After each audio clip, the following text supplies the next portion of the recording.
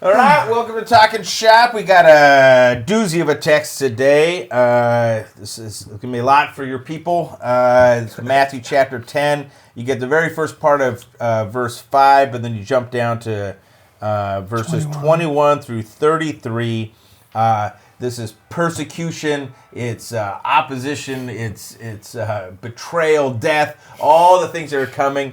But there's promise in there. There's promise of a remnant. We'll talk about that. And there's really the charge of not being afraid and making that stand.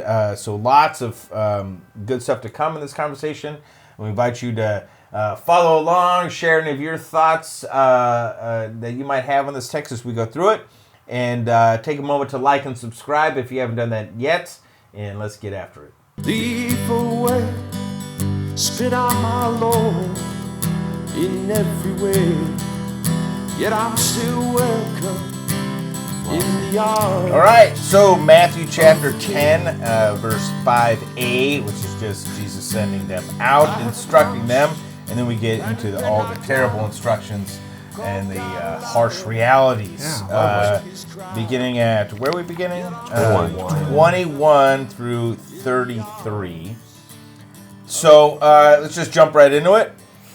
He instructs them and says, "Brother will deliver brother over to death, and the father his child, and the children will rise against their parents and have them put to death." That's enough for a sermon right there. I think we're done. Yeah, we're good. We can just... That's a lot to unpack. That was the sermon. I mean, let's just stop there. It's a history lesson, too, because you see that going on in different historical contexts over again. So, I mean, Civil War, the World War II with Hitler, the children telling on their parents. Handing over their parents. Yeah, if they were sympathetic to the Jews. I'm sure it happened in the early church, too. I'm sure you could dig up some stories. And you're seeing it now in Russia. You know, so-and-so spoke ill against the premier or President Putin's strategy in Ukraine. And they're, we used to use the term narking. Yeah. Narking on their parents. Yeah, so not a pretty picture. I think what's interesting about it is it just jumps you right into the heart of what I think most people would hold as like the most intimate relationships we have. Yeah, that's true. So this isn't your neighbor down the street. Yeah, this if you see something, say something. Yeah. This is within your own household. There's betrayal and you know, and you're not even safe inside your own home. The faith does that, right? I mean, maybe not necessarily in our context, certainly not in America, handing people over to death, but you know, without getting that far, you can easily find examples of people that are where the faith has caused massive divisions, and some that seem beyond repair, right? Where you know there is hatred and there's disgust and things. So it is there, cuts to the core of those intimate relationships. And if that's not good enough, we're just going to keep going on. And you will be hated. Yeah. By whom? Everyone. That's right. By all. Yeah, for my name's sake. But to endure will be saved. This whole text, I think, as you get into it, is sort of like a battle cry kind of text. Like, it is a rah-rah sort of moment. But he's laying out the harsh realities. Yeah. You know, in other words, like, maybe you could think of Jesus here as he's like the general, like, on the field, of battle, like, and we're going out. Yeah. It's ugly. Yeah. I got you. Yeah. Like, you're... Right. Many of you are not going to make it. Yeah, exactly, that kind of thing. Yeah, maybe that's a good image. I'm going to channel my inner Tim here for a moment, though, thinking back to some of our early conversations where Tim would go kind of thinking of hearing this for the first time. And you'd be amazed that at the end of this, because this is the calling of the 12. Right. So he's gathered out of his disciples, he's gathered 12, and he said, listen, here's what I'm going to do for you, and that's last week's text, which we get to preach on, and that's all fun. Yeah. And then it's all of this. Heal the sick, raise the dead, all that kind of stuff. And at the end of this, then they're all like, sign me up. Yeah. Let's go do this. He's like, oh, one more thing. Wait a minute. Count the Wait a cost. minute. Yeah. And so, I mean, there is the reality where sometimes I don't think we know what we're getting ourselves into as Christians. Yeah. Until it's too late. And maybe that's the reality here. The 12 have now been called by Jesus, and it's like, well, I'm in this for better, for worse. Yeah. Similar to what I say about marriage too. If we would have known what we knew at the beginning, Right. many of us wouldn't have done it. Yeah. So very harsh reality, right? Of being called into the service of going to this, not Matthew's gospel, but John's gospel, the service of the one who is the light shining in the darkness. Yeah. Bringing that into a world captivated by darkness, it's going to get bad. It's going to be ugly. There's going to be opposition every step of the way. Yeah. And we can forget that in our context. Yeah. I do think recently we've probably seen some more clear examples of that grading against culture more and more in the church. Certainly come through the pandemic. I mean, for us out here in California where, church was not an essential service, and it was immediately just relegated to, don't worry about it, that kind of thing. You definitely felt that more so than previously, I think. And I think I've said to my people at least once a year, if not more than that, this is also a picture, though, of if the world is loving us, if the world is like clamoring to us and going, oh, what a good job you're doing, maybe we should rethink what we're actually doing.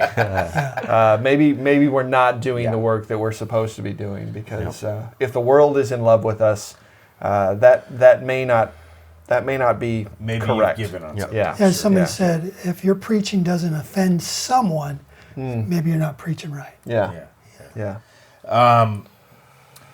When they persecute you in one town, flee to the next. Basically, this is sort of like, you're not going to run through all the text. Or I think when we were translating it, Matt, you said that there's not going to be a place where there's no refuge, for no sanctuary that you can get to, kind of thing. Yeah, this is till the end. This is similar to God going to Elijah. I think it's in chapter 1 Kings 18. It's after 19. It's after the fight with the Baal prophets. And God comes to him, and Elijah goes, "Just kill me now, because I'm the only one left." And God says, "There's 600. Yeah. There's still a remnant left," and you get that remnant language then all through Isaiah. Yeah. This is Jesus basically telling his disciples, "There's going to be a remnant." And the key here, moving to verse 24, a disciple is not above his teacher, nor a servant above his master. Right. This is the way he goes. Yep. Hated, despised, rejected, obviously crucified. If they're doing that to him, don't think that this is going to be easier on you. Right. And this is again John's gospel in the upper room, Easter. As the Father has sent me, even so I'm sending you. Here's the sending. This is where you're sent into. That's right. It's rough. Into the battlefield. Into the battlefield. Exactly right. Sheep amidst wolves. Yep. If they have called the master of the house Beelzebul, which is Lord of the Flies, right? I believe. How much more will they malign those of his household? Yeah. And I can't help but think of Peter and Paul here, because we just came through a good portion of the book of Acts in the Easter season. And Peter, who was guilty of denying the Lord back, Monday, Thursday, Good Friday, he later on is arrested, and then he's released by an angel, and he considered himself blessed to have been persecuted for the name. And then legend tells us that when it came time for him to actually die by crucifixion, he requested to be turned upside down because he wasn't worthy to suffer the same kind of death as his master. And so, that's Peter. And then Paul, from town to town, he's let down in a basket to escape one town and sure death. And he moves on to the next town to preach the gospel. Stoned. It's just Brush happening himself off and says, "Oh, that didn't work too well. Let's try this again." And just like Jesus said, it's happening. You're exactly right. And then you got Tertullian chiming in later on, a couple centuries, where the blood of the martyrs is the seed of the church. It's Yeah. still going on. Amen. And Yeah. you'll have universal persecutions for the first 300 years. Yeah, and so this Yeah. is, and this is beautiful in this text is you get very honest language about what you're being called into, about the opposition of this world. You're not going to be loved. This is not the popular move, right? All those things, kind of like what Matt was saying. If you're loved by everyone, then maybe that you're actually not doing this right. Like he kind of promises, and then he this is where that kind of general on the battlefield thing really gets me, because it's honest, but then he shifts here, or not shifts, but in starting in verse 26 there, this call, don't be afraid, right? Yeah. There's already this sort of understood victory that goes through because of who your master is, right? Right. So have no fear of them, for nothing is covered that will not be revealed, or hidden that will not be known. There's a great Johnny Cash song, When the Man Comes Round. Talks about this. You should check it out. It's one of the last ones he did before he died. Yeah. But yeah, that these things done in secret are made known. Those things. What I tell you in the dark, though, what should you do? Speak in the daylight. Yeah. What is whispered in your ear, proclaim from the housetops. Yeah. Do not be afraid of those who kill the body, but cannot kill the soul. Yeah, in other words, Jesus is going to teach them as he does. He gathers Yes. his inner circle. He's going to proclaim this to them. They're going to be the ones who are going to be his witnesses in Jerusalem and Judea and to the ends of the earth. And so the message goes on, and it goes on because there is not this fear. There is this recognition that you are part of this greater thing. Yeah. We didn't talk about it, but there's, similar, going back to your kind of general speech there in verse 23, flee to the next town for the remnant. That's a little bit of gospel in the midst of all of this law. That's a little bit of comfort in the midst of all of this.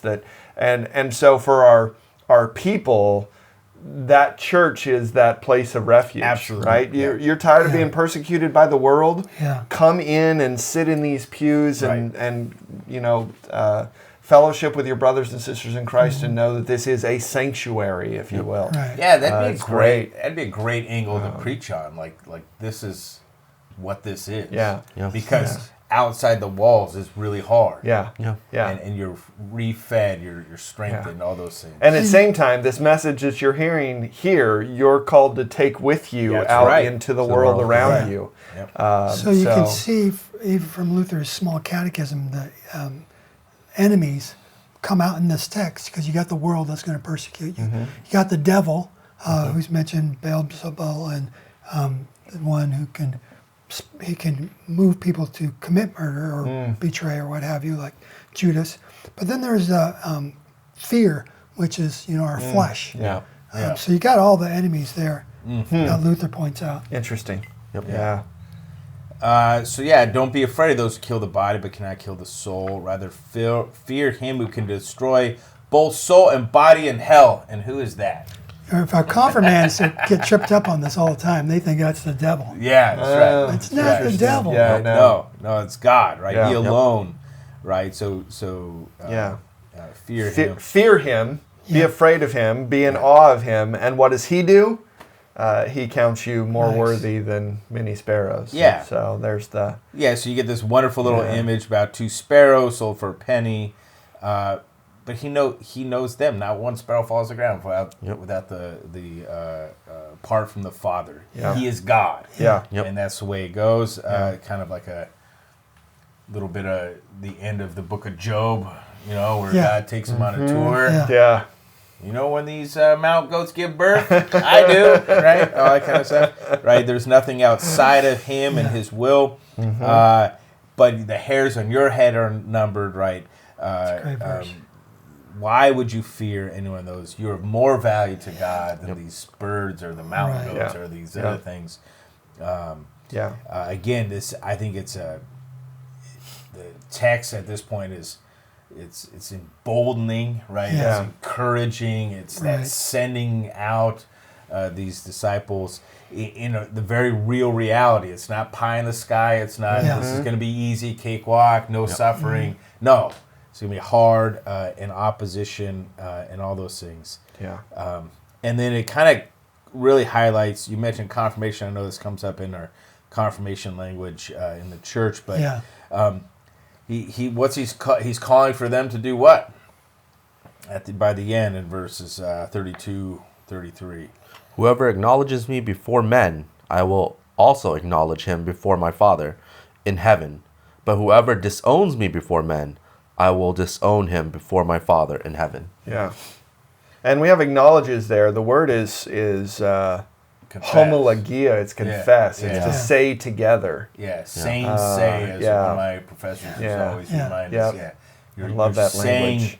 I like in confirmation classes. I would often say to kids, like when we make confession, whether that's like confessing the creeds or it's like our confession of sins, we're literally just saying to God what He has said to us. Yeah. The only reason we know any of this is because it's been made known to us, and we just say it back to Him. Right. Yeah, and that idea of acknowledge, the idea of acknowledge there in the English kind of gets this idea of I'm doing this. Right. But the homologia idea is I'm just agreeing. I'm just saying what's already been said, and so this idea is not that I'm coming up with my own idea of God, but that God has come to me, revealed Himself to me. And I'm just saying what He's revealed. That's what He's done. If you're trying to be original, you're in shaky ground. That's true. That's right. Well, good. That's it. All right, that's a lot. It's a big text. So much packed in there. It's really already set up as kind of a law gospel sort of dynamic. I think a lot of good things could come out of this. Leave your comments below on how you might preach this text, things that maybe jump out at you, and share that with the rest of the group. And God bless your preaching.